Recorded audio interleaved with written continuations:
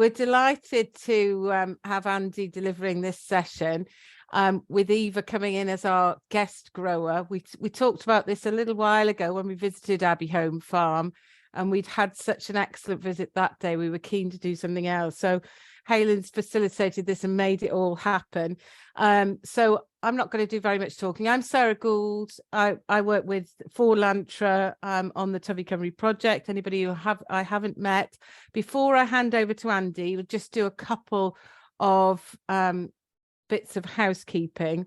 So the session is recorded. What we tend to do is put the recorded sessions onto our Knowledge Hub on the Tyfu Cymru website afterwards.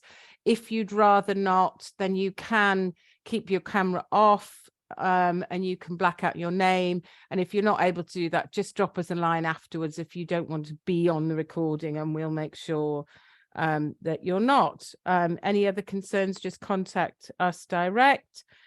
We do like the session to be interactive and not too formal, but Andy will go through what the plan is and how we're going to work it and when we can ask questions. So when the question time comes, you can either ask them yourself or you can put them in the chat box at the bottom and we can read the questions out for you. We do ask you if you could keep yourself on mute while others are speaking, just to minimize any interference. But other than that, I'm going to hand over to Andy. Thank you. Okay. Hi, everybody. Evening. I'm just going to get my screen up and we'll go from there.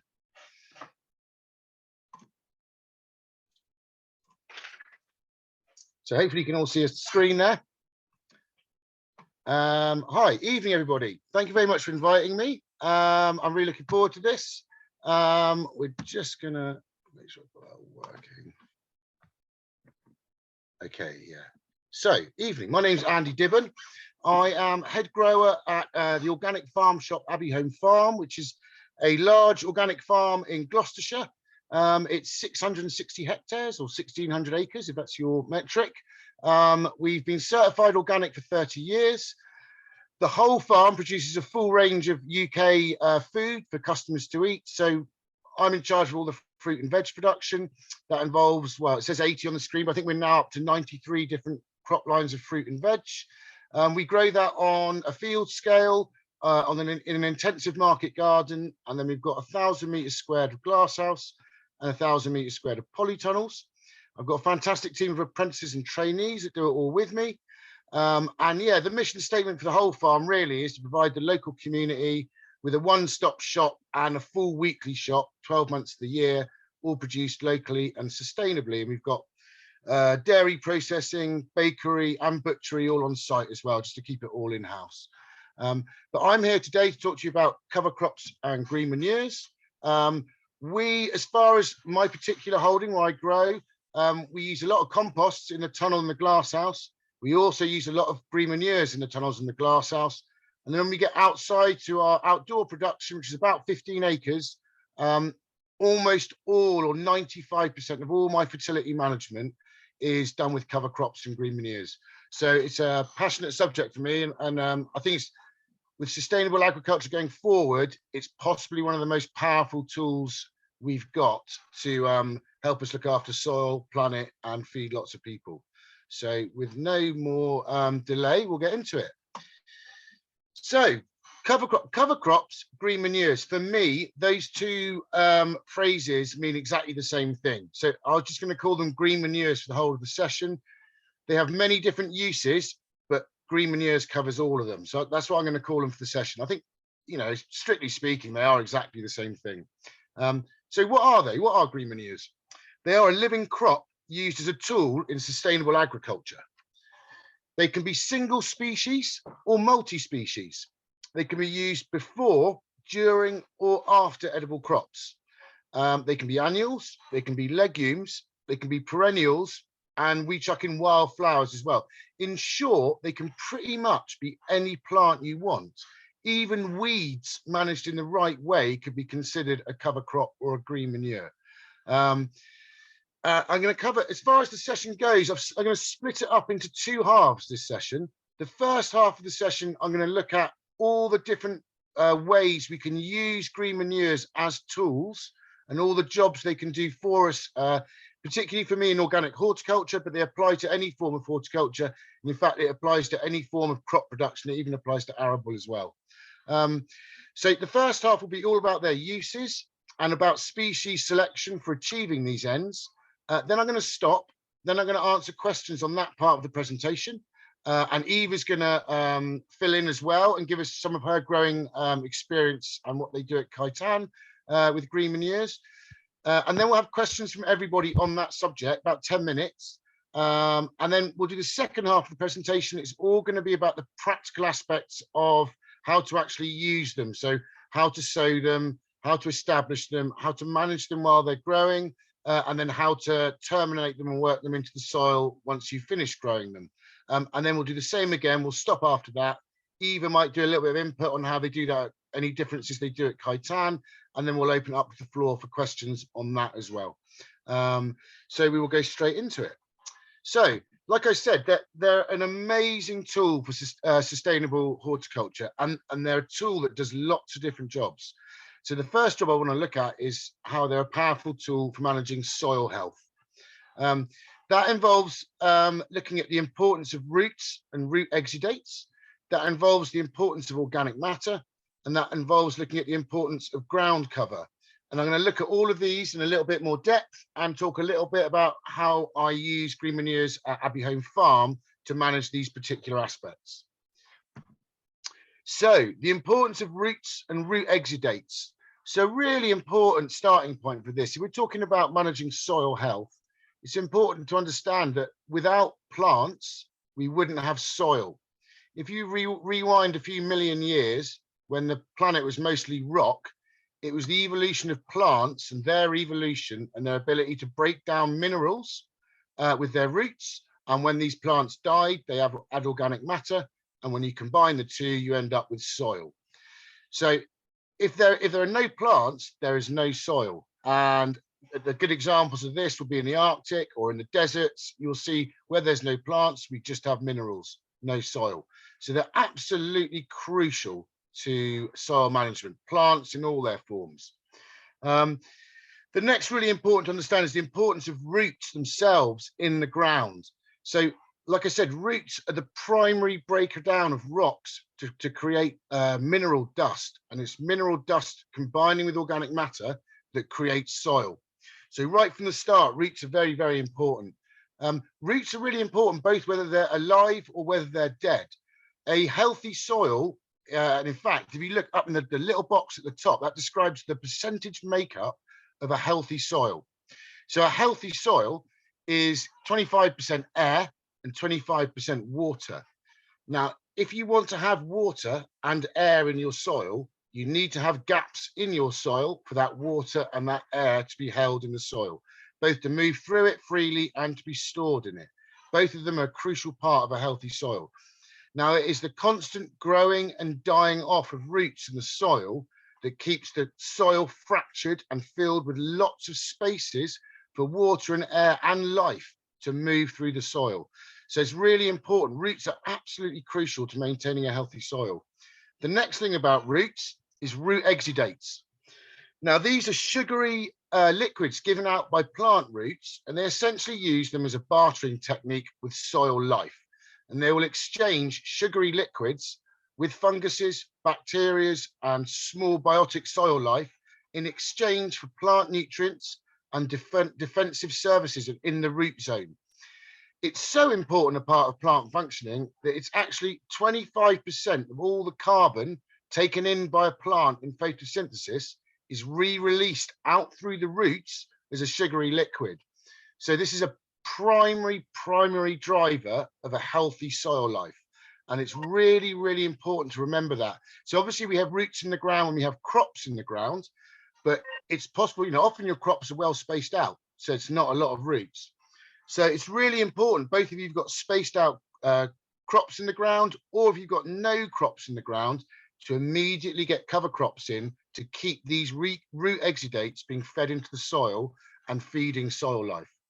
And the last little important job that roots do, I put a picture of a tree there with water infiltration.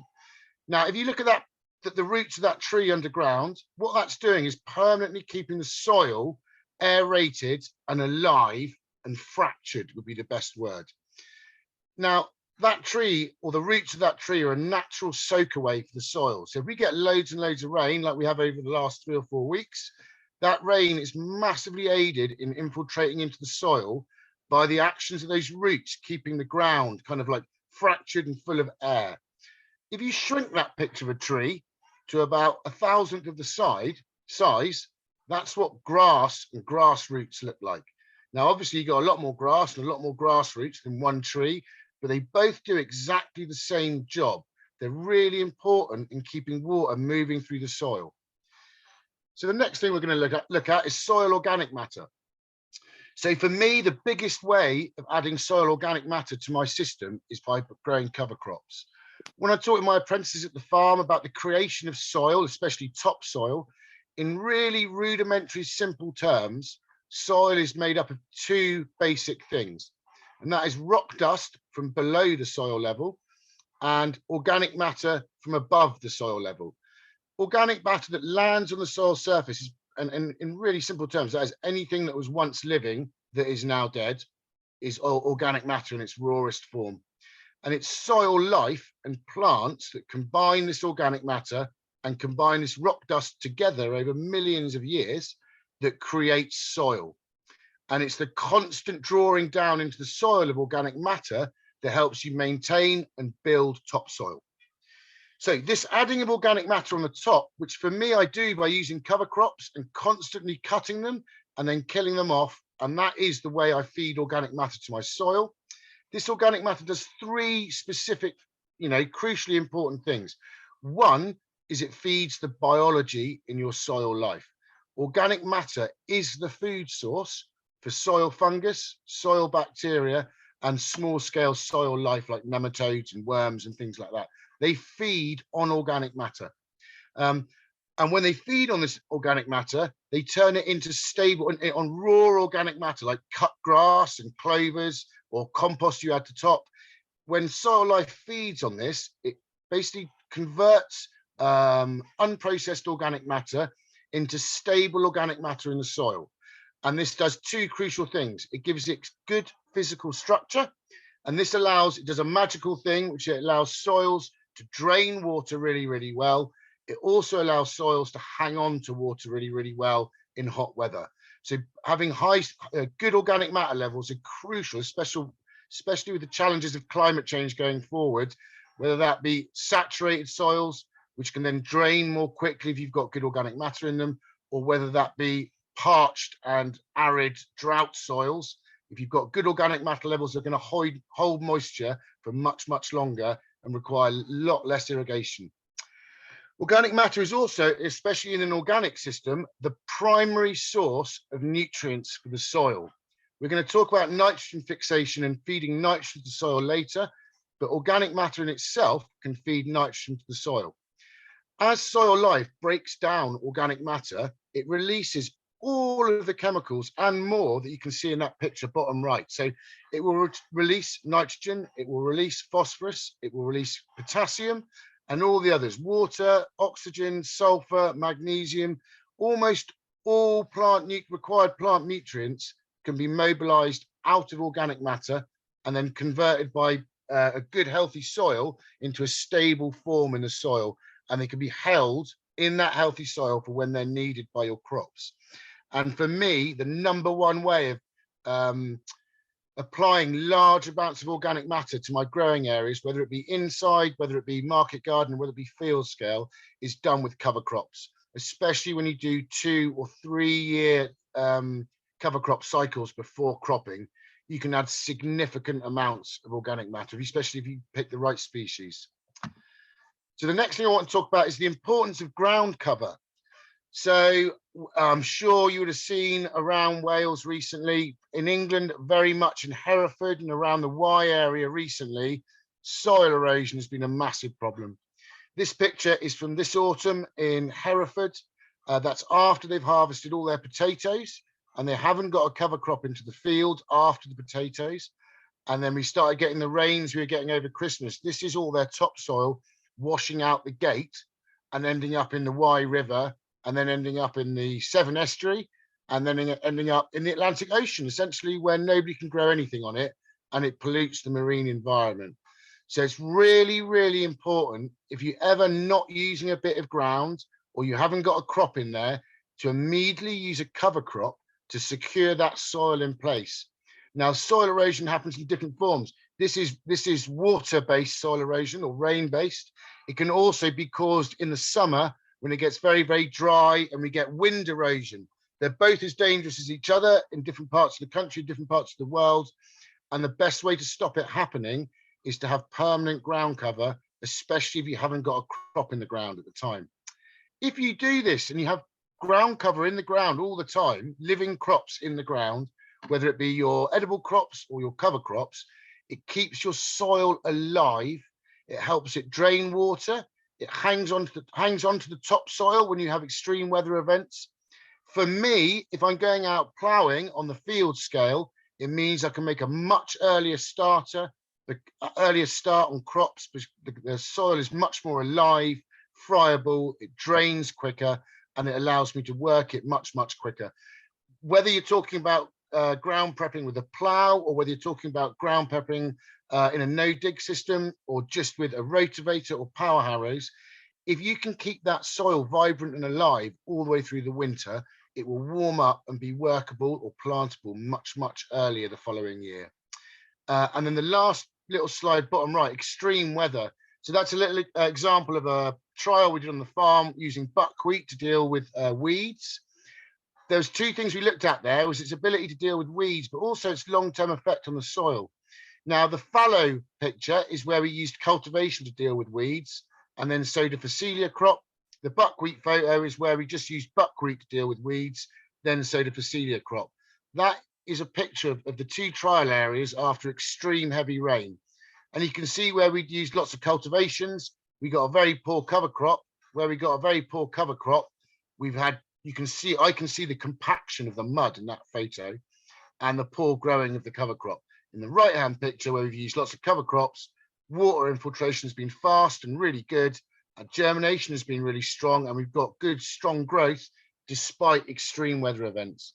And that is possibly one of the greatest assets of a cover crop is the resilience it gives your soil and your cropping areas to extreme weather. And that a lot of that will have been demonstrated in this period over Christmas, where we've had such intense rainstorms. So the next thing I want to talk about is plants for fertility, or cover crops, green manures for fertility. We're going to look at three areas. We're going to look at nitrogen fixation. We're going to look at nutrient recycling, and we're going to look at nutrient retrieval. Now, obviously, nitrogen fixation is talked about a lot, but the other two are less commonly talked about in terms of managing nutrients for your crops. So I'm going to talk about all three in depth. So nitrogen fixation. So this is done primarily with legumes. You can fix nitrogen with free living bacteria in the soil, but they don't fix anything like the same amounts as the bacteria associated with leguminous crops or with legumes. And I'm sure a lot of people know this, but I'll quickly recap. So the way this works is there's a bacteria that forms a symbiotic relationship with all leguminous plants. This bacteria can fix nitrogen the plant has taken out of the air and store it in a stable form in these nodules on the plant roots. And that's in the legume photo there. And it stores them there and keeps building the levels of nitrogen stored until you destroy or work that crop into the ground. The nitrogen is stored throughout the plant. It'll be stored in the foliage, it can be stored in the flowers, the seed, the roots, in the nodules. It's quite mobile within the plant. One really important thing to, especially on market gardening, a lot of this, on a market garden scale, this isn't common knowledge, but lots of people work cropping legumes into their rotation. So broad beans, climbing beans, peas, all these things.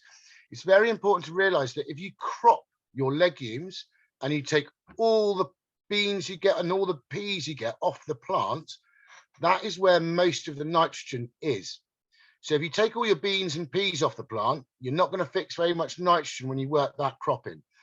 If you want to use edible legumes as a green manure to fix nitrogen, you need to cut them at flowering. Don't let them set seed. Really, really important. So generally, I use clovers and other cover crops, and I'll speak about this a bit more about in the species selection slide. But if I have a 10-week gap in cropping, and the important thing is between April and September, and I'll talk about that in a second. If I have a 10-week gap, that is a long enough time to fix meaningful amounts of nitrogen with clover. Now, the reason the bottom right side says April to September, and again, this isn't common knowledge either, is most legumes and the symbiotic bacteria that is associated with them are only active in warm, thriving biological soils. And in most parts of the country, in the UK, but in Wales, maybe along the south coast of Wales, maybe Pembrokeshire, the Gower, you might steal a couple of weeks on these dates. But for me, my rule where I am in the Cotswolds in Gloucestershire is I can only fix meaningful amounts of nitrogen between April and September when the soil is warm and very biologically active. You can grow clovers at the other times of year. They'll grow slowly, but they won't fix nitrogen. If you dig up a clover in winter, you won't find the root nodules on the leaves, on the roots. The bacteria is not active in winter. It's only active in warm soils. It can hold nitrogen through the winter months, but it won't fix more nitrogen through the winter months. And needless to say, the longer you can keep a leguminous crop in the ground, the more levels of nitrogen you'll be adding into the soil when you work that in. Realistically speaking, you can kind of top a field up to like maximum nitrogen levels in 2 to 3 years. Anything beyond that, you'll just be maintaining nitrogen levels. So next is nutrient recycling. So I'm going to describe this process through, just going to talk about the way I grow my main crop potatoes, because this demonstrates it perfectly. Okay, so I grow 3 years of multi-species cover crop with lots of legumes in it. And I build my soil nitrogen and my soil organic matter up really high for 3 years. I then work that in March normally. So between, some point in March, I'll be looking to plough that field. That then releases all of those nutrients and the nitrogen into the soil. About 2 weeks after I've ploughed, I plant my main crop potatoes into that field. Very, very hungry crop, a lot of biomass, both above and below ground. So it takes up a lot of nutrients. They require a lot of nitrogen. It takes this all up into the foliage, fuels its growing process, gives me a lovely, great big commercial crop of potatoes. And like we do this without any compost, any farmyard manure, or any artificial fertilizers. And we hit commercial yields of potatoes before blight turns up every single year. And this demonstrates the real powerful nutrient effects of cover crops. We then harvest our main crop potatoes in September. My rule is I like to get them all out of the field by mid to end September. That then gives me time to sow what I would call an overwinter cover crop. And the main role of overwintered cover crops is nutrient recycling. Now, after potatoes, I use Phacelia. It's a very quick growing crop. It produces a lot of foliage very, very quickly. And what that does is that immediately soaks up all the nutrients from the field. So when I harvest my potatoes, I cut all the tops down and I wait 2 weeks, and that sets the skin on the potatoes. Then I harvest all of the potatoes in 2 to 3 weeks. That leaves me with a completely bare field, no leaves, no potatoes, just soil. But the potato crop has not used up all of the nutrients. And in fact, all the nutrients that were in the foliage when I cut them down have been released quickly back into the soil. Now, the Phacelia takes up all of these nutrients, holds them in the foliage all the way through the winter. And then when we get round to the following spring, I then destroy that Phacelia by cutting it down. I then work it into the soil with a power harrow. And then all of those nutrients that I've mopped up or recycled after the potato crop are then released back out into the soil, nice and shallow. And I then go out in the spring and plant my brassica crops, another hungry crop, straight into that field, and they can take those nutrients up again where they've been released from the cover crop. So yeah, very, very important. You build nutrients early in rotations, but you then need to keep, especially in vegetable production, you need to keep them nice and close to the surface because most vegetable crops are very shallow rooting. So by recycling them with overwintered cover crops, this helps us do that. If for any reason these valuable nutrients do get washed below our shallow rooting vegetable crops, and that always happens. Some of them are very, very soluble. So nitrogen, potassium, sulfur, and magnesium are highly soluble and very prone to something called leaching, which is where if you get heavy rain or you get flooding, these nutrients dissolve and then wash deep down through the soil profile out of reach of your vegetable crops. Now, obviously, I just talked about recycling nutrients and the importance of that to mop them up. But sometimes whatever you do, you can't avoid this, especially you get heavy rain during cropping or before you can get your cover crops in after cropping. So a way of retrieving these nutrients, so nutrient retrieval is all about using the deep-rooted cover crops or plants, where deep roots go deep down into the soil. They take up these nutrients from at depth, they bring them up through their roots into the foliage, and then when you work those cover crops in, they will release the nutrients back into the soil, but a much higher profile in the soil where your vegetable crops can access them. Now, to reach really deep depths and do really meaningful nutrient retrieval, you've got to have a long-term green manure in. You've got to pick the right species, and really, if we're trying to do nutrient retrieval, we'd say 2 years minimum to achieve that sort of depth. And that picture top right, you can see those are roots going down, that's going down 1 meter, the roots they're showing there. If you look at the picture at the bottom, the list of plants, so these are all the plants I use in 2-year green manure mixes, and I use these ones specifically for their deep rooting habits. So cocksfoot will go down 1 meter, 1.5 meters. Chicory as well will go down to sort of 1.5 meters, maybe 2 meters. Sweet clover I use will go down to sort of, let's have a look at the area. That's another sort of 1.5 meters to 2 meters. Sainfoin is probably the deepest rooting crop that I use, and that'll go down to a good 2.5 meters. Ribgrass is another meter deep one. Yarrow is like Sainfoin, and that'll go down to a good 2.5 meters.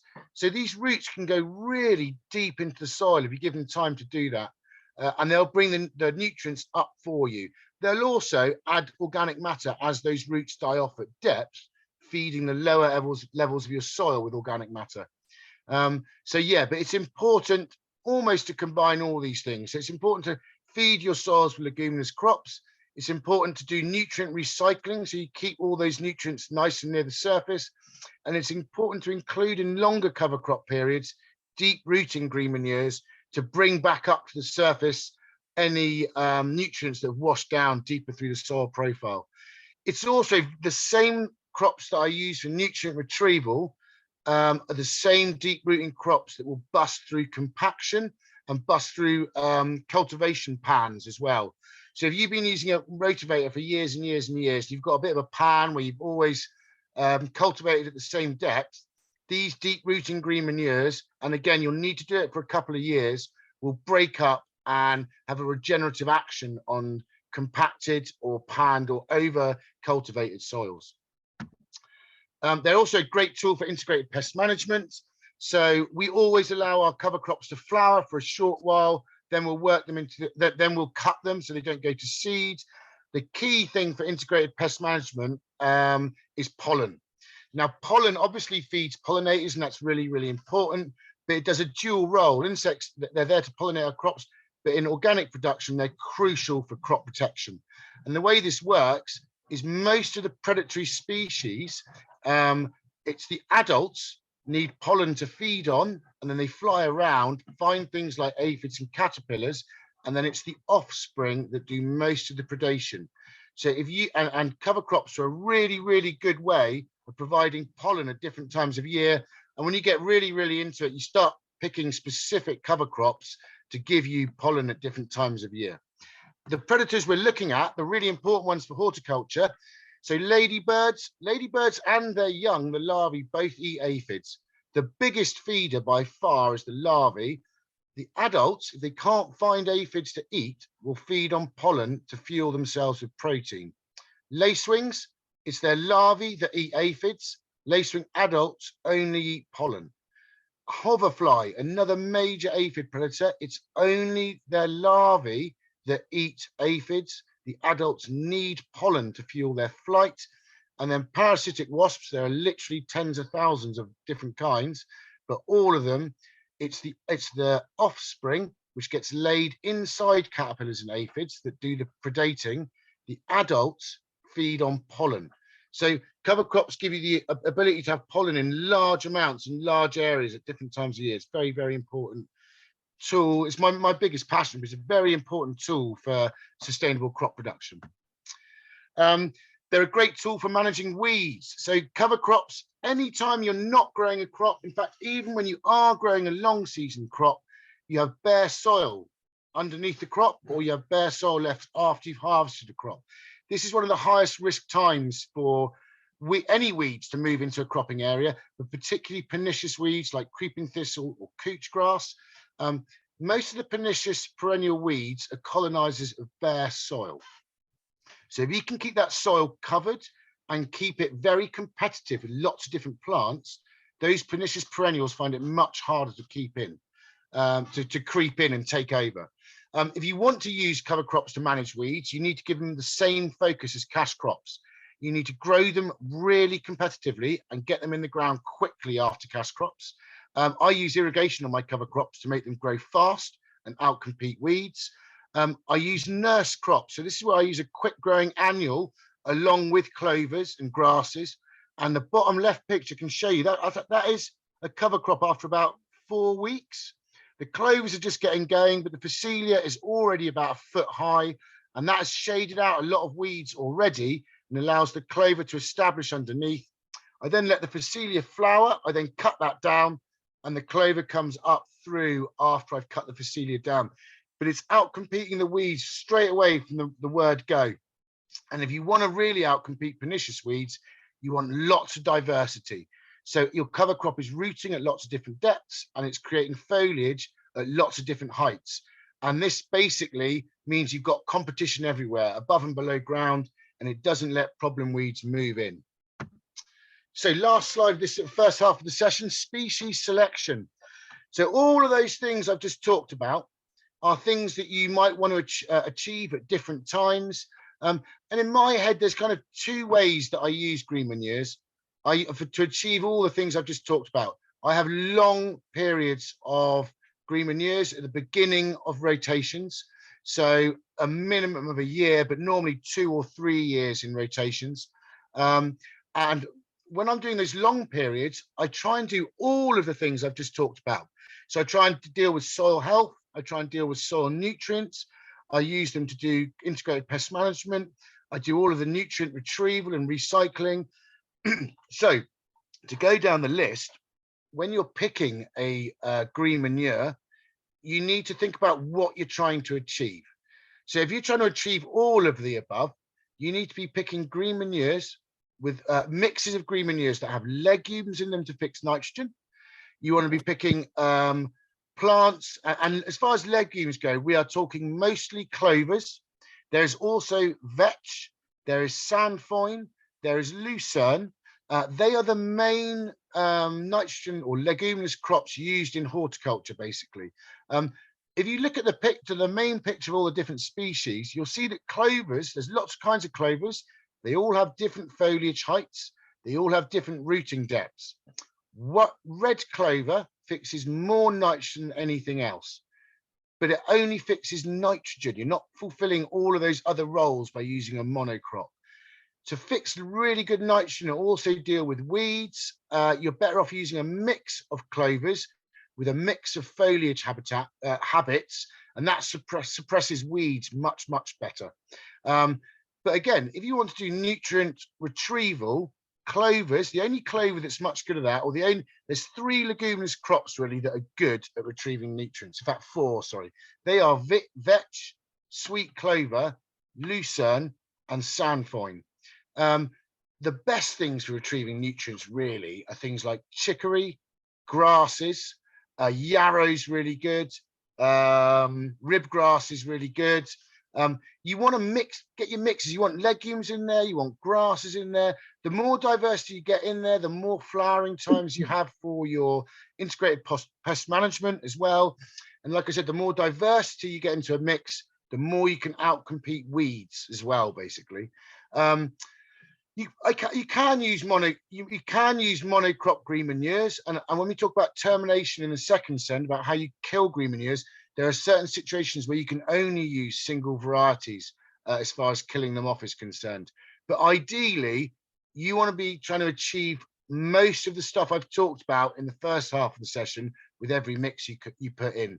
So a combination of grasses, deep rooting herbs and annuals, and leguminous crops, both annuals and perennials. A mix of all of them will fulfill all those roles I've talked about much, much better. The other thing that's very important when you're looking at species selection is every crop has a preferred, every cover crop, in fact, every plant has a preferred pH, soil pH. So you need to check. So things like, I don't use any lucerne on my farm because it doesn't like high pH, and I'm high pH farm. So make sure you check the pH requirements of all the different green manures. Also check the length of time they're going to be in. Green manures, some green manures can last for 3, 4, 5 years. A lot of them only last effectively for 1 to 2 years, but any good seed catalogue will tell you the duration these plants will last. It's important to know whether they're frost hardy or not. So Phacelia, buckwheat are the classic ones that can be destroyed by frost. Now, I'll talk later about how you can use that to your advantage, but if you're trying to protect the soil through the winter, you want your green manure to be alive and living through most of the winter. So be aware of whether you're likely to get frost. Now, as we were talking about, me and Eva before the session, the Gower never used to get frost. It's just had 2 really hard frosts in the last 6 weeks. So even if you don't ever get frosts, do be aware that you might start to get them now with climate change. And the other obvious one is sowing dates. Now, I have rules on sowing dates. I don't sow any clovers. In fact, any leguminous plants, I don't sow them after mid to end of September. They're quite slow to get going. Leguminous plant seed tends to be quite expensive. So I try and only use that in the warmer time of year, or only sow it in the warmer time of year, so I can establish it really well, get good germination rates, because the seed is expensive. After September, I tend to start using things like ryegrass, Phacelia, any of the grasses I'll sow at that time of year as well, but not the leguminous stuff. So that is the end of the first little session. So I think, Eva, if you're there anywhere, I'm not sure if you want to comment on any of that and how it affects you at Khitan, or how you do things differently at Khitan, or how you use which of these areas you focus at Khitan. But I'm not sure if you want to pop in now, Eva, and yeah, go on. Yeah, it's a bit, it feels like yeah, it's nice hearing all that, because, well, actually I trained with Andy, so we know each other quite well, and everything he's saying sort of like reigns true of my my apprenticeship. But it is quite a different setup in Khitan. I started working there about a year ago, and yeah, unlike Abbey Home Farm, it's a little bit less lucky or rich in land. We're very tight in terms of our rotation, so we've got 130 shares, and over the years Tom has kind of honed exactly how much we need for those shares, and it doesn't leave a lot of space for green manures or for like long-term lays. So we're doing a lot of other things. We're not doing any sort of nitrogen fixing, and we're not like relying on it for our fertility. So we bring in quite a lot of we've got a good source of manure, and we've got a good source of wood chip, so that we're kind of reliant on those things for our fertility. But then all of the other things that Andy said, it's still a really integral part of what we do. We've kind of got two things going on. There's like the sort of quick growing summer, whenever we've got little gaps in the summer, we'll sow a kind of a good mix of things like, I think things that Andy mentioned, like buckwheat and Phacelia, crimson clover, actually sunflowers every now and then. So like a really nice, like diverse mix for biodiversity, weed suppression, just keeping roots in the ground, and then also by beneficial insects. I'm sure if anyone's grown Phacelia, they'll see there's like mountains and mountains of bees in there. It's amazing. And then and then we've got our sort of winter cover, which is, we're quite limited with what we can do because most of our crops come out and we've got to sow something which is going to put on a lot of mass very quickly, and something that we can sow later on in the season. So it's actually just been honed down to what is not that diverse. It'd be good to look at it again, but it's just rye and vetch, which both you can sow really late, and they do a lot of nutrient holding and a bit of a nutrient retrieval, although there's a question mark over that after what Andy said earlier about needing to be in for 2 years. But I thought rye was quite good for sort of nutrient retrieval in the winter. And yeah, then I guess just everything else that Andy mentioned, really, just nutrient cycling, having roots in the ground, and yeah, all of the things that we grow are fast growing annuals, so we get like a lot of organic matter very quickly, unlike Andy with sort of longer term. Yeah, I think that's probably all I'll say for now. Cool, lovely. Hayley, I'm not sure we're going to open up to the floor if there's questions from the attendees at all that we want to go into now. There's nothing in the chat at the moment, but now if anyone wants to turn their microphone on and say something. Oh, we just got one actually. We got a couple as I said that. So the first question is there any risk of competition between species with nurse crops or diverse mixes? Yes, is the simple answer to that. There's always competition, but I'm very much the belief that nature is competition. So actually what you'll find is if I just sowed red clover, it will grow faster than if I sow it underneath Phacelia. However, if it's drought conditions or really wet conditions, it will probably struggle more than if it was under Phacelia. I find again, it's about the length of time. If I was going, it's a little bit slower, but the competition's all part of it. In fact, what you'll find sometimes, and again, I could come up with this right at the end of the presentation, actually, what you'll find sometimes with competition is it makes stuff grow quicker because everything's trying to get up to that sunlight. But in the situation I described there on the bottom right of the slide there, actually, it's the same photo actually, about nurse crops. I mean, if you think about a small seedling out in the middle of a field and a howling dry summer wind, that affects the transpiration of water out of that tiny seedling really, really quickly. Now, if you have a really nice nurse crop, you massively reduce the amount of transpiration around that seedling. And in fact, it seems counterproductive, but if you have cover crops in, even though those cover crops demand moisture from the soil, what you will find is they actually help the soil to hang on to moisture for longer. And that is because with a cover crop in the ground, the soil is at peak health, essentially. And therefore, everything's firing on, water's being mobilized around the soil. A bare soil evaporates soil very, very quickly. And that's often because, again, what causes soil to lose moisture and crops to lose moisture the quickest, funnily enough, isn't the sunshine, it's wind.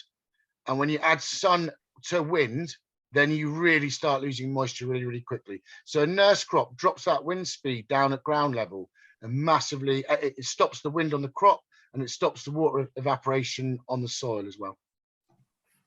Hope that answers. Does that answer it? Yeah, thanks. Cool. Great, thanks, Sam. Okay, we've got another question, which is how useful is grazing rye winter tares after main crop potato Phacelia, if that makes so grazing.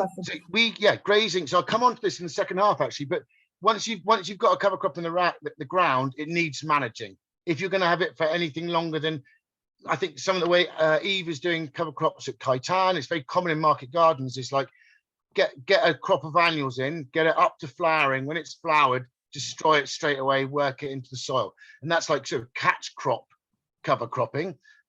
Long-term green manures, so anything that's going to be in the ground for, I don't know, 8 weeks and longer, will need managing. And I'll talk about that in the second half of the session.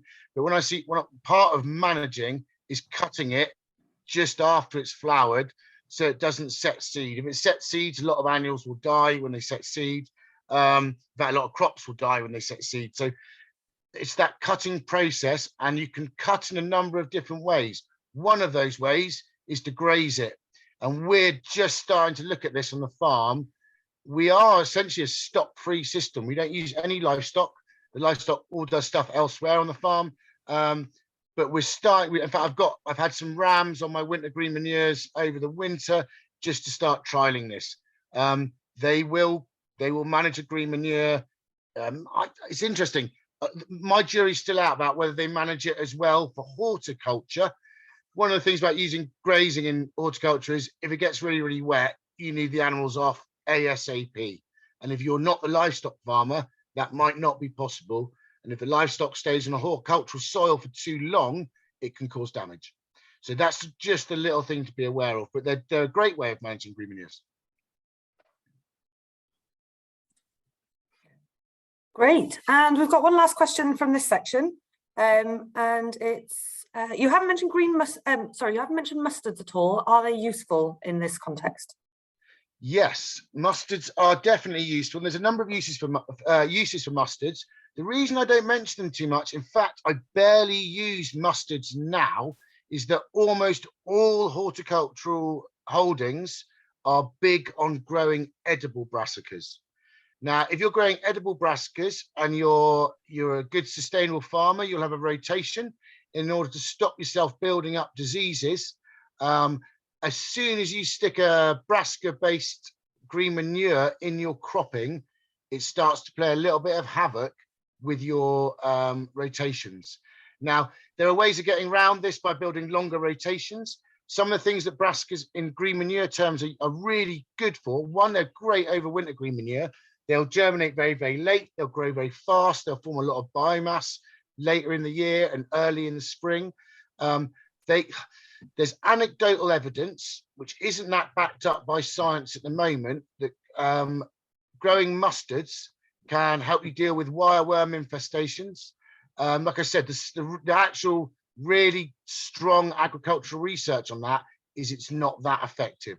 But a lot of potato growers have been doing that for a number of years. Brassicas can also be used as a diversion crop for flea beetle. But again, be careful, because diversion crop can also equal feed crop. So you can boost populations of flea beetle on your farm by having brassicas at the wrong time of year. And then something we specifically use them for on this farm is I grow brassicas for something called biofumigation. So before we have something, a disease called verticillium wilt in our market garden and in our glasshouse and polytunnels. It's a long term. We've been cropping 25 years. So these things creep in. If you grow a crop of mustard, especially super hot mustard like caliente, you grow that until it flowers and you work it into the soil and cover it with plastic. That will essentially, it releases mustard gas, which knocks back soil-borne pests for a certain amount of time. Potentially it can knock back soil life as well. There's still a lot of research going into this, but we've used it and had beneficial effects on soil-borne viruses. But like I said, I avoid using mustard a lot because I already grow a lot of edible brassicas and it plays havoc with my rotation, if that makes sense. Yeah, and if we've got time, we have had another question pop up. Yeah, go for it. One more, I reckon, and then we better crack on. Okay. On a no-dig plot, how do you work in the cover crop? Okay, that's nice and easy because we're literally about to talk about this now. Great. So I think on that point, I'll move into the second half. Please, if there are more questions about the first half, we'll pick them up at the end alongside the other questions. I'm quite happy to answer all the questions you've got.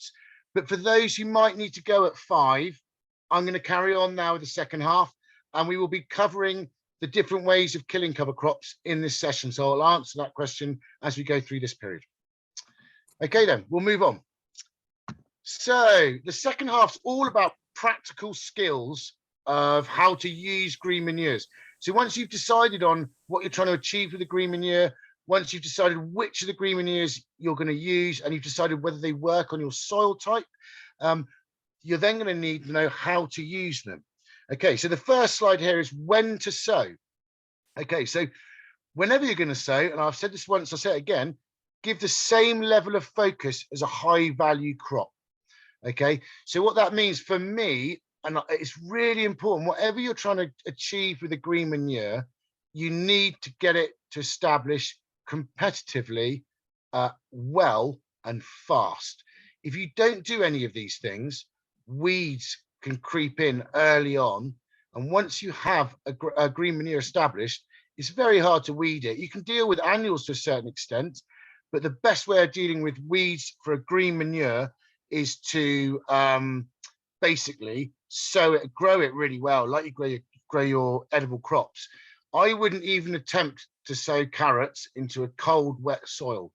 I apply the same attitude to my cover crops. And in fact, really, for me, cover crop season starts, as far as sowing them and establishing them, it starts sometime in May. I don't really try and sow any cover crops before the beginning of May, unless I'm inside in glass houses and polytunnels. And then I'll sow them earlier in the year. But the soil's got to be nice and warm. If the soil's nice and warm, you get good germination and you get fast germination. That leads to fast ground cover. It leads to getting the most back for your money. You know, some of these cover crops can be expensive, especially the leguminous ones. So you want as good a germination as possible. Nitrogen fixing, like I said, mainly happens between May and October. So if you want to do a lot of nitrogen fixing during the growing season, get them in as early in May as possible, and then you'll get as long a period of nitrogen fixing as possible. I had to, my first sowing dates are May outside, maybe a bit earlier, maybe beginning of April inside in polytunnels and glass houses. And then I have a round of last sowing dates when I won't sow stuff afterwards.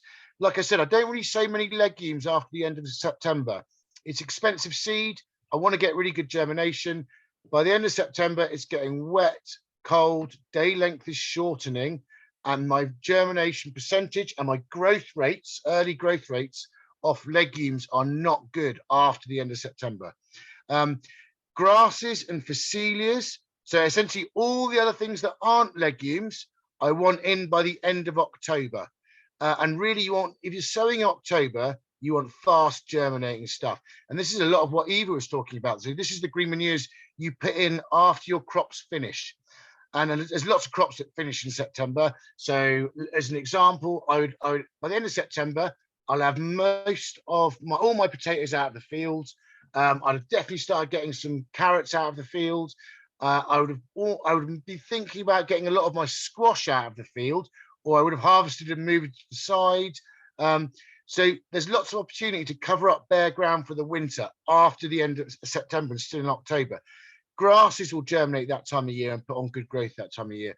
Phacelia will grow well at that time of year, fast, mop up nutrients, but not get too big for me that it'll get knocked over by a hard frost. So those are the two things. Ryegrass and Phacelia I use a lot, and vetch I use a lot in October. In mixes normally, though, the three of them. And as far as undersowing crops, so I said you could use cover crops before edible crops, after edible crops, and during edible crops. So a lot of our crops that are quite competitive crops and quite large crops and fast growing crops, we will undersow them with white clover and trefoil, two low growing leguminous crops, basically. So actually, even though we're doing, you know, high value cash cropping of things like tomatoes, squash crops, sweet corn crops, long season brassica crops, we'll grow clovers and trefoil underneath those to be achieving all the things I've already talked about, but at the same time as growing a crop. And what that means is when the crop finishes, there's already green manure there. I haven't got to cultivate the field and sow another crop. The way I do this with outdoor crops is when I've done my last weed of sweet corn and the plants are getting pretty big, or my last weed on long season brassicas, I then broadcast or direct sow my green manure in amongst those crops, give them a water, and then the crops, the cover crop slowly germinates underneath those crops, and it's there when I'm finished. Inside with crops like pepper, tomatoes, climbing beans, sugar snap peas, all of these crops inside we undersow with clovers. And these days what I do is on the same time as planting, on the same day as planting, I sow the green manure and I water and establish both the edible crop and the green manure crop at the same time. But because the peppers and the tomatoes are vigorous, they grow up and away, same with climbing beans, up and away and outcompete the cover crop quite quickly. And again, be aware of frost tender crops. If you're sowing late in the year, be aware if your crop's going to get destroyed by frost. So next slide. Inoculation of legumes. A quick note on this. Most UK soils have, well, if they're in relatively good health, so in a sustainable system, if you've bought a shocking bit of land that's been really abused by bad farming practices for a long time, you may need to look at doing this with other legumes as well. But in a relatively healthy soil in the UK, most legumes, the symbiotic bacteria that fixes nitrogen with them already exists in the soil in healthy amounts and will form that symbiotic relationship quite quickly. These three, sweet clover, fenugreek and lucerne, the bacteria that they're symbiotic with does not exist in UK soils. So you will need to inoculate these legumes. Now, most seed companies will already do that on these three crops, but it is worth checking with them that if you buy these three crops, that they're already inoculated. So sowing or methods of sowing for green manures. Okay, so I wasn't 100% sure of scale of the attendees, so I've covered all scales here. If you're on a small market garden, you're likely going to establish your green manures either with a little seed drill like this or with a manual broadcaster. With a little seed drill, you're just going to sow lines into the soil, depending on what the mix is, but 20 to 30 centimeters apart. And depending on what the mix is, you might want to adjust the sowing rate of the green manure. All rates for green manures are supplied by the seed companies that sell them. If you are broadcasting, it is worth adding an extra 20% or at least 15% to the sowing rate, because it's not as precision as using seed drills. If you're using a manual broadcaster, get your area ready, nice and weed free, broadcast your seed across the area and then lightly rake the area and very shallow. Clover seed is tiny, so is grass seed. There's very few green manure seeds you need to sow very deep. So a very gentle raking action will just tickle that green manure into the soil.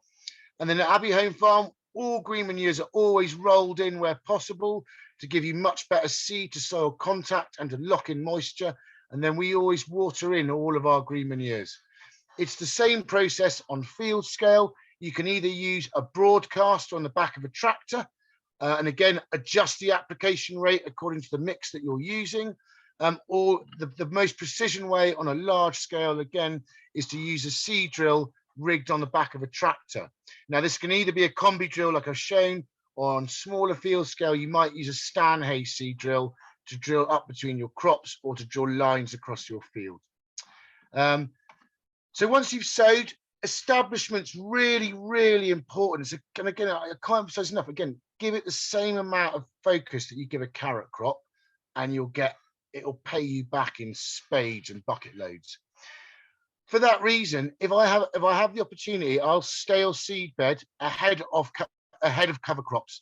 So I'll prepare the area, let a flush of weeds come up. I'll then either, depending on scale, I'll either shallow hoe it, flame weed it, or tractor weed it, and then immediately after that, sow my green manure and water it in and let it grow away. This gives it the ultimate opportunity to outcompete the weeds. And like I said, fast and competitive establishment is really important for that. And I always use irrigation if it's not going to rain to establish my crops. That's because they're as important as my edible crops. And then another key thing about establishment, however well you scale seed bed, you'll end up with some annual weeds germinating at the same time as your cover crop. The two for us that are really important to keep an eye on are fat hen and redshank, prolific seeders. So the way I establish my crops is I let them grow freely until it looks like the fat hen is almost about to go to seed, or the redshank, and that is when I time my first cut, and the first cut takes off all the seed heads off the top of all the annual weed species, and that essentially knocks them out of the picture. The cover crop then comes back really strongly again and outcompetes all those weeds, and we're just left with a nice clean cover crop. Once it's established well, we then look at managing that cover crop. So we always let them grow away freely and let them flower but not set seed before we cut them. We always try and cut, like I said, we aim the height of cutting to be, the first cut is always at the height of annuals, to take the seed heads off annual weeds. The second, third, fourth cuts tend to then be, we let them flower and we cut them at a height of 30 to 40 centimeters. This keeps the ground cover nice and thick and keeps the weeds suppressed and in the dark, and gives you good ground cover for extreme weather events. As far as what to cut your cover crops with, we use a flail mower on field scale or a rotary topper. On market gardens, we use a combination of things, either a strimmer, a pedestrian mower, or we've even started using a hedge cutter now for undersowings in some places. All of them, you'll find the way that fits best with you around your systems. But essentially what you're trying to do is to knock your cover crops down to 30 to 40 centimeters just as they flower. If you're using your cover crops for integrated pest management, or if you can work this in any way, it's really good that when you cut your green manures, you always leave some flowering in different places. So the picture behind the writing on this slide shows how we cut our green manures. So I actually cut them in alternative bed widths on the tractor, and then we get a 50% of any cover crop is flowering at any one time. And we work that into all our cover crops. The other thing in whether you're managing your cover crops, you're actually cutting them down to work them in. If you're cutting a whole area, always try and work in alternative strips or cut from the inside out of the field. This is important for all sorts of wildlife, but especially mammals. If you cut a field and you just cut in circles and you work your way to the middle, you're basically rounding up every mammal in the field, and it ends up in the last strip in the middle of the field. And then you kill all of the mammals in the field with your cutting equipment on the last pass. If you want to avoid that, cut from the middle outwards. And what you do then is you force all of the wildlife as you cut from the inside out to the edges of the fields, and it can escape into the hedges or into the crops next door. Same with the system of cutting in strips. As you come into autumn, try and time your last cuts of green manure so you end up with a nice tall green manure going into winter. Your green manures underground, the rooting depth will often mimic the above ground depth. So if you can have a nice long cover crop above ground going into winter, you have nice long roots in the ground as you go into winter as well to look after your soil. It also physically protects the soil against harsh cold weather or against monumental rain events, which are now very common in the winter as well. As far as termination, so termination is essentially, how do I kill my cover crop? Now, again, I'm an organic grower. There's a lot of talk these days about not moving soil being the most important thing, and it's 100% correct, which is why no dig has become such a big movement. And it makes lots of great sense on a small scale, no dig. Once you start getting to a large acreage of over like 5 acres, how you do not move the soil, or actually the same question is how you kill cover crops, are really complicated. In non-organic farming, the way they kill cover crops at scale is by using glyphosate or Roundup, which chemically desiccates the crop, and that leaves them with a clean canvas to direct drill into. In organic, we can't do that. So the options I'm going to talk about here are organic techniques, or techniques that don't require agricultural damaging chemicals. So on a small scale, so this goes back to the question asked just earlier. On a small scale, a market garden scale, we use silage sheeting to kill our cover crops. So if I've got a 2-year cover crop in, to kill it off, and this is how the beginning of my market garden rotation works, to kill it off, I put black plastic over the whole of that cover crop, sometime towards the end of October, early November. That then stays on that cover crop to about mid-March, and I take it off, and that will have killed off all the cover crop. As far as silage sheeting concerns, the warmer the weather, the more active the soil, the quicker it will kill a cover crop. So you don't need to use, I mean, in the summer, if you want to kill off a cover crop, you can probably kill it off in 4 to 6 weeks if it's really hot weather, because of the increased metabolism of soil life in hot conditions under black plastic in the summer. Summer, it dies off in 4 to 6 weeks. It also depends on the contents of the green manure. If you've had a green manure in for 2 years, clovers with a deep taproot and grasses with a deep taproot will take longer to kill off than phacelias or buckwheat or annuals like that, which you can kill quite quickly. Once we get up to scale, and in fact, even in the market garden a little bit, you can use well-timed shallow cultivations with either a rotavator or ideally a power harrow. And we will go in at a depth of maybe 10 to 15 centimeters, but in 3 passes normally. And we need dry weather to do this. And then we can kill off a cover crop. In the market garden, even on field scale, I can work in cover crops with just a power harrow.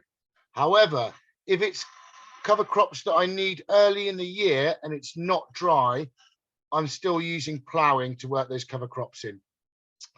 Now, the bottom line of pictures, and with the plough, I'll plough, wait 2 weeks, and that will kill off the cover crop, and then I'll power harrow it, and I'm left with freshly released nutrients and a nice blank tilth to work into, to plant into. The bottom 3 photos, now these are all proven techniques, but you've got to be very careful about when and how you use them. So in a no-dig system, if you don't want to use silage sheeting, another way of doing cover crops, this has been used a lot in the States, but with mixed results, is something called crimping. And what you do there is you don't cut the crop down, you squash the crop, and with a variety of tools, what you do is you crimp the stem of the crop, and that kills it, but leaves it in one piece and leaves you a thick, essentially dead plant mulch on top of the surface. But to be effective, that mulch has got to be thick enough to suppress weeds, because you don't remove the mulch, you plant through it. Now, this can be done on a manual scale with a manual crimper, and that is just a metal bar with a blunt edge on it.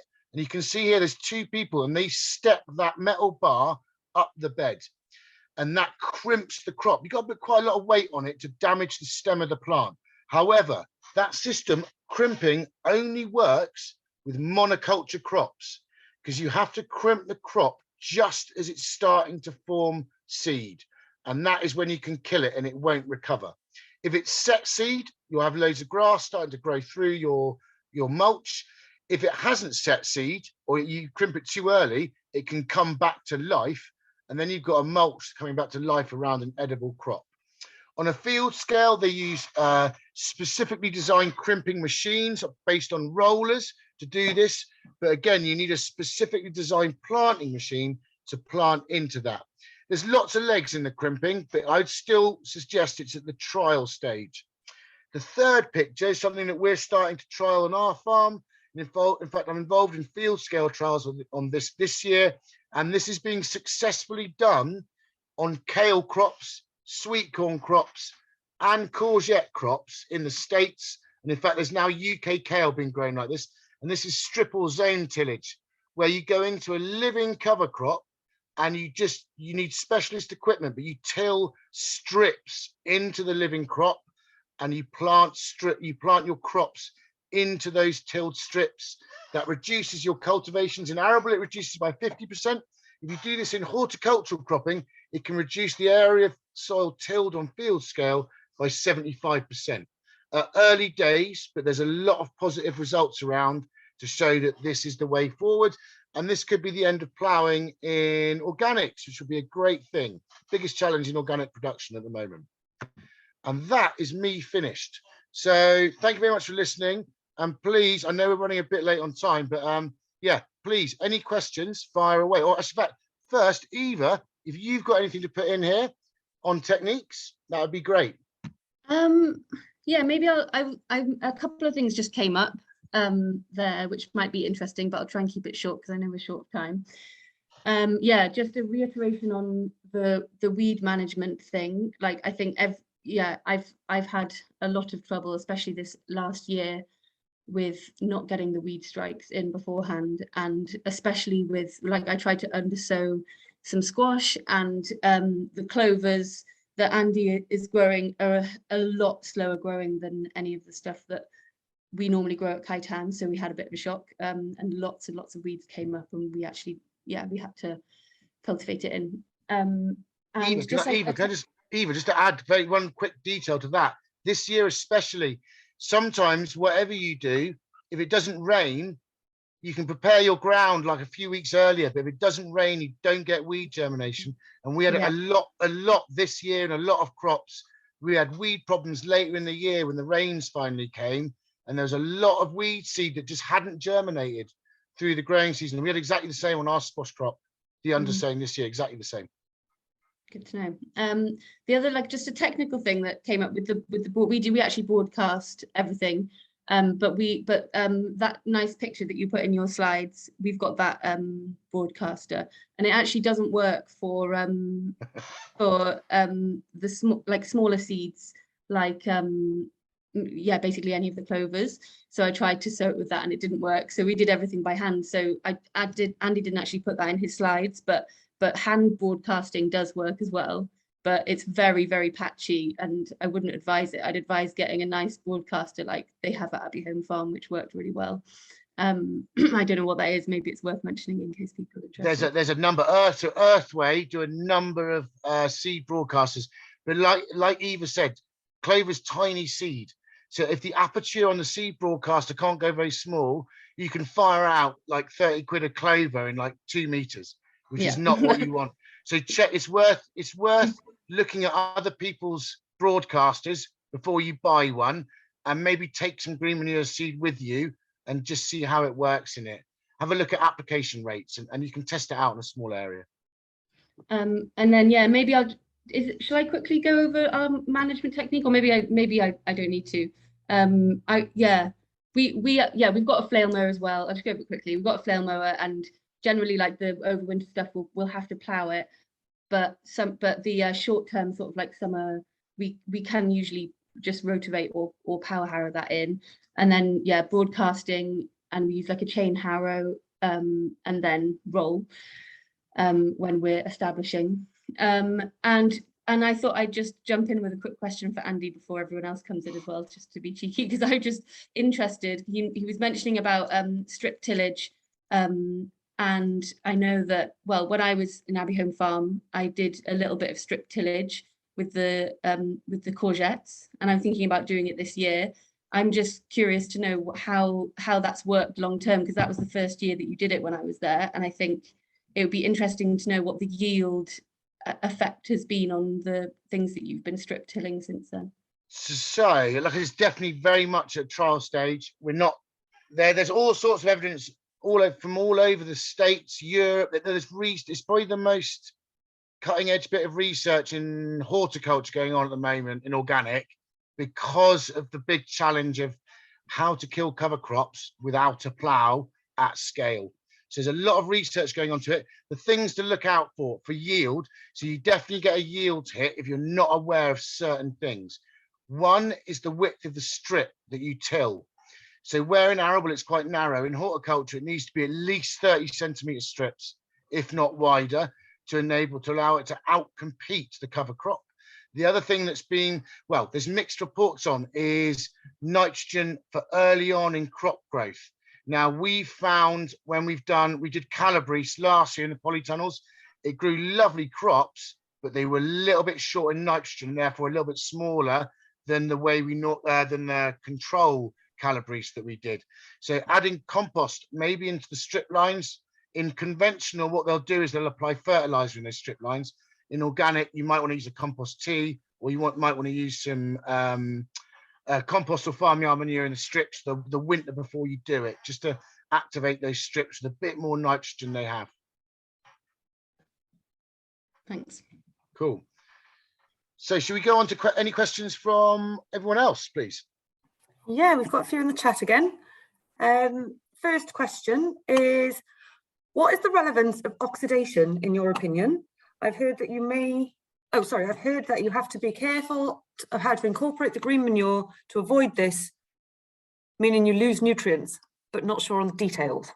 Yes, okay, so it's really interesting subject this. So actually it's something I learned about this year. So actually green manures can be really polluting, which is a strange thing, bearing in mind they're meant to be the solution to a lot of our problems. So the pollution from green manures, and again, it's actually changed it over reading one article.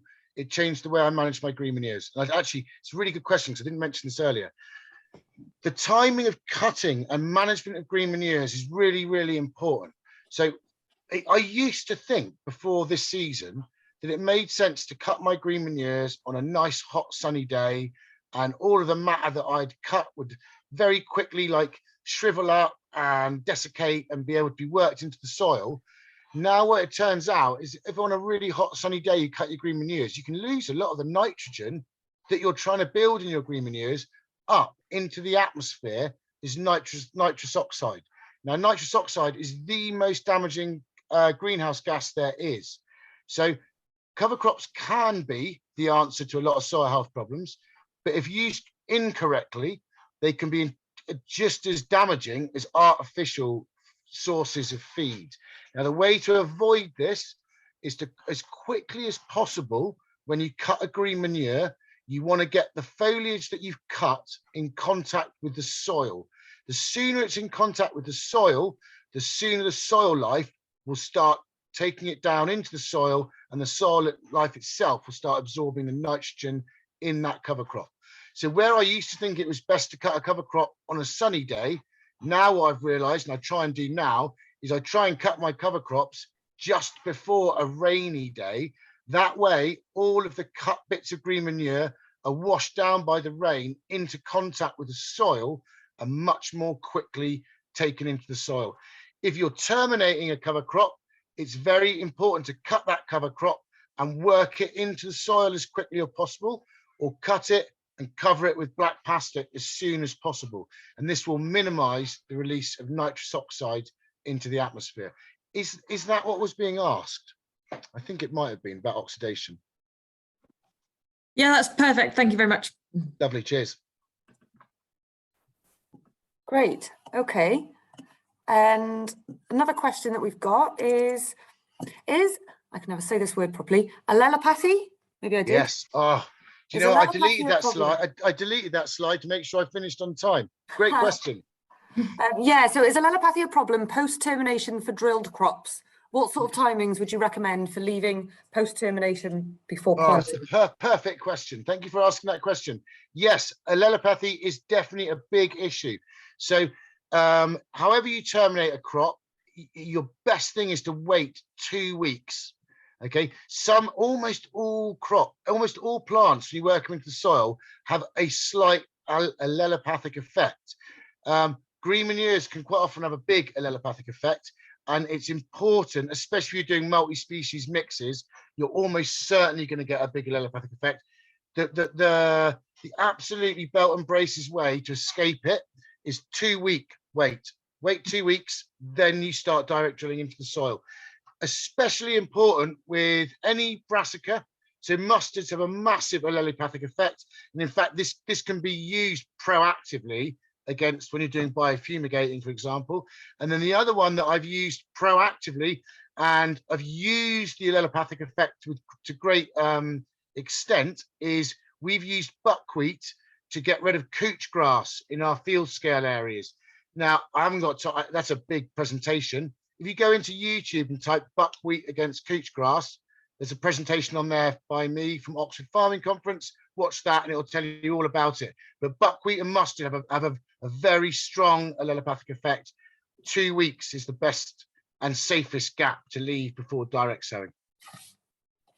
Thank you for asking that question. Can I ask a quick follow-up? Yeah. Are we transplanting into it? Or do you need to wait still with transplants, or can you get away with transplanting to reduce the weed burden on those transplants getting away? Yeah, I always, even if I'm transplanting, I wait 2 weeks. Okay. A part of that is because that's the prime time. It takes soil life a while to start breaking down that green manure. So at about 2 weeks, you're starting to get real meaningful nutrient release, and your crop's there just ready to take it up straight away. Bearing in mind, you quite often get, if you're transplanting, you'll get transplant check, which normally means those transplants will sit there for a week not doing very much anyway. But a lot of the evidence about allelopathy is all about direct sowing, but I have seen it in transplanted crops as well. Okay, great, thanks. Great, that's all the questions in the chat box at the moment. If anyone else has a question, please fire away.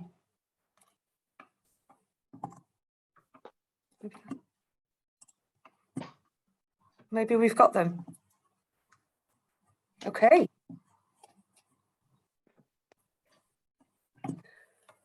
Great. Thanks, Andy. Thanks, Eva. Really informative session. Good. I can't see a clock. I think we're relatively close on time. We're just after 20 past 5. I think that's Oh, great. it's not too bad. It's not too bad. I've run over a lot further. That's good going for you, Andy. That's amazing. We could have been here till 9. Great. Well, for everyone who joined, thanks very much. And thanks for your questions. And if there is absolutely anything else that Toby Cymru can do for you, please get in touch with myself or anyone on the team.